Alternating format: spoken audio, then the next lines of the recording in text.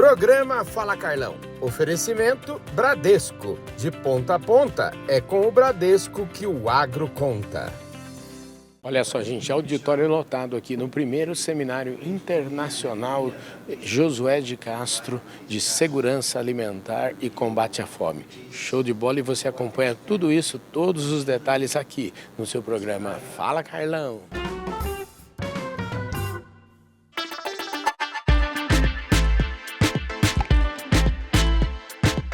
O evento é um evento extraordinariamente importante dessa agenda. É um evento internacional de proporções gigantescas, que trouxe aqui players do mundo inteiro. Eu vi agora o ministro da Agricultura e Pecuária dos Emirados Árabes perfazer junto aí ao secretário Aldo Rebelo, que é uma figura extraordinariamente, internacionalizadamente respeitada nesse aspecto maior, que é exatamente manter o nacionalismo do Brasil, principalmente nesse momento de mitigação desses graves problemas das desigualdades sociais e da fome, que era um dos grandes compromissos do ministro Alisson Paulinelli, em exatamente mitigar isso, porque não adianta nada, o Brasil são os maiores produtores de grãos, de proteínas animais, de energias renováveis e de frutas, ainda tem mais da metade da população, de menos de 200 milhões de pessoas, com insegurança alimentar. Isso é muito triste, Carlão. Isso é muito triste. Nós temos que acabar com isso. Fora as pessoas que estão passando fome nesse momento, quase 20 milhões de pessoas. Então isso é muito sério e nós estamos agora nesse evento, onde o Alisson Paulinelli é o seu patrono, exatamente, que é ao lado de Josué de Castro, foram as pessoas mais importantes que defenderam essa importância de realmente acabar com essa desigualdade social brasileira, principalmente. Quais são as iniciativas que o senhor estava... Eu queria que o senhor ressaltasse as iniciativas sobre segurança alimentar e combate à fome da prefeitura. Nós temos várias. A gente tem a distribuição todos os dias de 7 mil cestas básicas, todos os dias. 7 mil cestas básicas distribuídas na cidade. A Prefeitura de São Paulo fornece 2.600.000 refeições. Nós não temos hoje nenhuma criança... Cuidado aí. Nós não temos hoje nenhuma criança sem vaga de creche. E nas nossas creches são 5 refeições por dia. Nós temos o programa Cozinha Escola. São 65 entidades que fornecem 400 refeições dentro das comunidades. Nós temos o Cozinha Solidária. São 80 restaurantes que a gente contratou para fornecer 200 refeições. Enfim, uma rede bastante forte e consistente de segurança alimentar aqui na cidade de São Paulo. E a importância desse primeiro fórum aqui que o senhor está realizando hoje aqui em São Paulo? Parabéns, eu queria que o senhor falasse um pouquinho dele. É muito importante, a gente tem aqui representantes de outros municípios, outros estados, outros países, portanto compartilhar a experiência, como eu tive a oportunidade de compartilhar agora uma experiência fantástica da cidade, que são os programas de incentivo aos produtores familiares aqui da cidade de São Paulo, associando a atividade de agricultura com o turismo agroecológico, ou seja, você manter uma renda a mais, fazendo com que a propriedade possa ser um local de visitação, que isso ajuda você a disseminar e valorizar a questão da agricultura e ajuda que aquelas famílias possam se fixar ali no campo. São Paulo está na agenda internacional aí do agroambiental e também da segurança alimentar. Com certeza. Eu tive semana retrasada na FAO, da ONU, nós fomos reconhecidos com experiências muito positivas nas ações de segurança alimentar, combate à fome, né?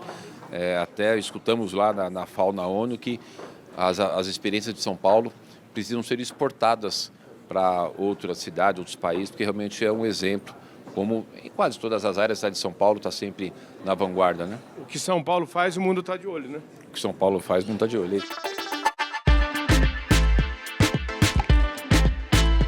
O estado do Amazonas talvez seja o estado onde a questão da vulnerabilidade alimentar seja mais proeminente, o que, diante da riqueza do estado, não dá para... A gente não pode se conformar com isso, né, Muniz?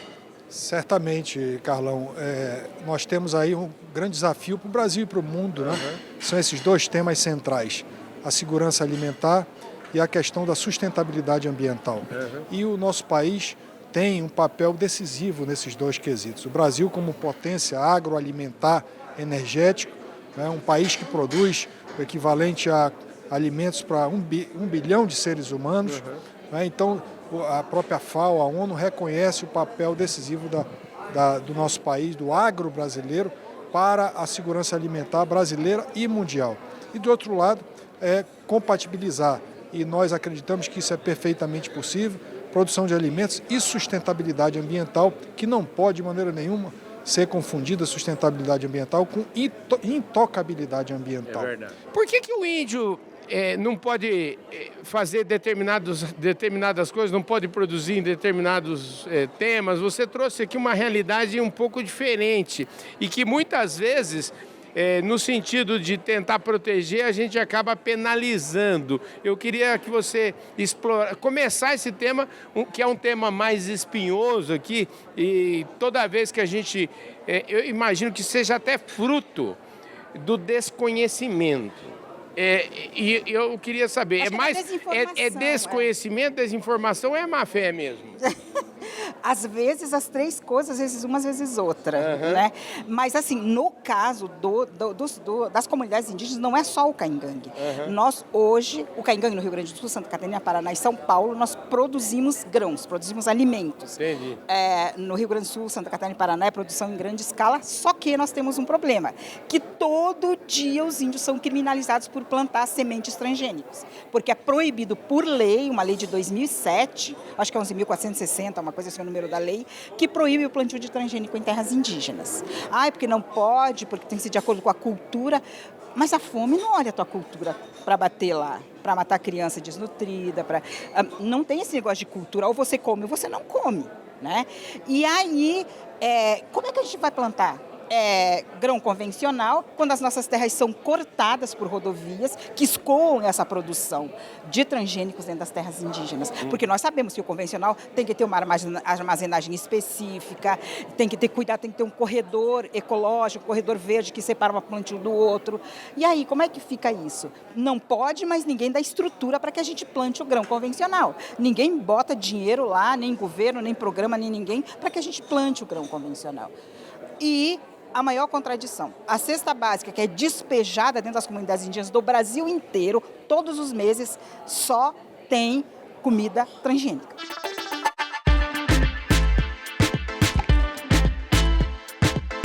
Eu tenho a Diana Rogers. Ela é escritora, ela é produtora de filmes e ela é cientista também. E ela é autora desse livro aqui, The Case for Better Meat, Sacred Cow. Thank you very much for coming here at Fala Carlão. Thank you very much. Which is the history that you talk in this book? Yes, so I am a dietitian. I focus on human nutrition. And as you know, meat is unfairly targeted right now. People are saying that it's unhealthy, unsustainable, and unethical to eat. And so I talk about why meat is incredibly nutritious, why humans have been eating meat for 3.5 million years. It has so many important nutrients that we need, and also I dive into the environmental arguments. So I talk about why cattle are not the driver of climate change, why they don't take up too much land, how they can graze land that we can't crop, and other environmental issues that are associated with meat. And then finally, I talk about the ethics of meat and why everything has to die in order for life to happen. And so cattle raised on grass are actually increasing environmental health and human health. O Cláudio Pinheiro Machado é coordenador do Pensa. O Pensa é um programa lá da USP e ele mesmo vai... O que quer dizer o Pensa aqui, patrão? Pensa. Então, o Pensa, a sigla é Programa de Estudos dos Negócios do Sistema Agroindustrial. Foi criado há 33 anos pelo professor Décio Zilberstein e a Elizabeth Farino. Professor Décio Zilberstein, quero mandar deixar aqui, atenção editores aí, para deixar a descrição desse vídeo, uma entrevista que eu fiz com o professor Décio, quando ele foi homenageado lá em Piracicaba, rapaz. Aqui é a turma... No IBDA, né, no evento. Pois é, o Pensa ele foi criado nessa época e foi no Brasil o primeiro programa que começou a trabalhar o conceito de agronegócio. A gente chamava, na verdade, na época, agribusiness. Né? Ou seja, começou a atrair muitos jovens que fizeram agronomia, outras ciências agrárias, que queriam atuar mais na área de gestão, na área de governança, de estratégia ligada ao agro. E a gente avançou muito na agenda do Pensa nessa visão sistêmica do agro, né? Que hoje é muito comum a gente falar do antes da porteira, dentro da porteira e pós-porteira.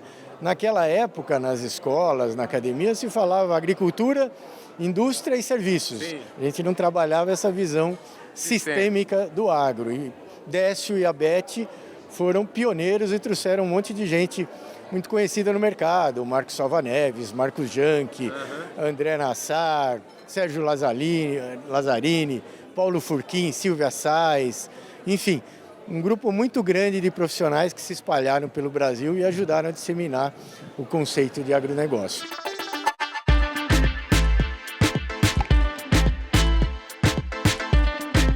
Esse evento aqui, nós estamos gravando num encontro aqui, num evento, eu diria, espetacular aqui, a Conferência Internacional Josué de Castro, a começar pelo nome da conferência. Eu confesso a você que eu tomei conhecimento do Josué de Castro aqui por esta conferência, viu? Pois é, também aconteceu comigo.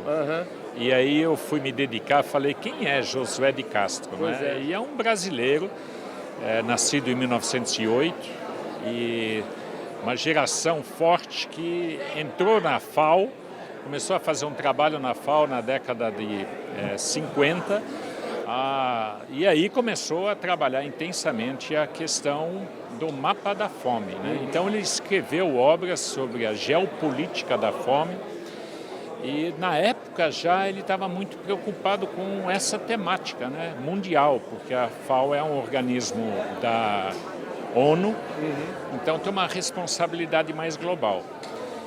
E o nosso secretário aqui municipal, né, o Aldo Rebelo, que é um dos grandes brasileiros, historiador, profundo conhecedor do Brasil, pelas viagens que ele faz, pela humildade que ele tem em ouvir pessoas e a partir dali internar isso, e de uma experiência política como poucos tiveram, aí ele trouxe essa conferência dentro deste olhar.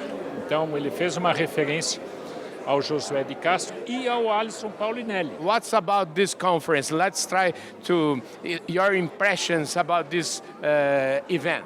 Well, first of all, congratulations, as this is a very successful event. I mean, today we have witnessed so many people from different stakeholders coming together to discuss the importance of food security, food system, agri-businesses, and also agricultural productivity. I think the strength of this conference is having different stakeholders on the table trying to reach a common solution for a very complicated world. We're speaking about climate change, and therefore we have the scientists from different research and development institutes looking at the problem and try to speak about how can we collectively, as politicians, as decision makers, as global leaders, can come together and try to implement those solutions in different places. Ô, Marcelo, obrigado pela gentileza de falar conosco aqui, viu? Bom, é uma honra, primeiramente. Eu gostaria de agradecer toda a oportunidade, né?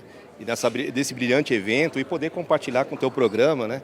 E poder trazer algumas experiências, algumas atratividades do nosso trabalho, né, dentro desse contexto do cenário Brasil-China, que hoje a China e o Brasil eles se relacionam muito bem. Hoje o Brasil é o maior parceiro comercial, né, dentro desse projeto, dentro desse programa do BRICS, trazendo oportunidades de negócio. A Câmara de Desenvolvimento hoje internacional, ela representa uma prefeitura de Xiamen. Nós representamos... Xiamen, só para falar assim, essa Câmara, né? A isso. Câmara de Comércio e Desenvolvimento Internacional Brasil-China, ela representa uma cidade, é isso? Exatamente. Além de ser Câmara de Comércio Brasil-China aqui em São Paulo, nós temos escritório aqui em São Paulo e Manaus. E nós também somos um ponto focal da cidade de Xiamen, que fica na província de Fujão, uma cidade muito bem estratégica, com 5 milhões de habitantes. É uma cidade pequena, né? 5 milhões de habitantes. 5 milhões de habitantes, com várias oportunidades, com várias zonas de comércio. Então nós temos fazemos esse interface entre Brasil e China através dessa prefeitura. Muito obrigado pela sua audiência, um forte abraço. A gente se vê no nosso próximo programa.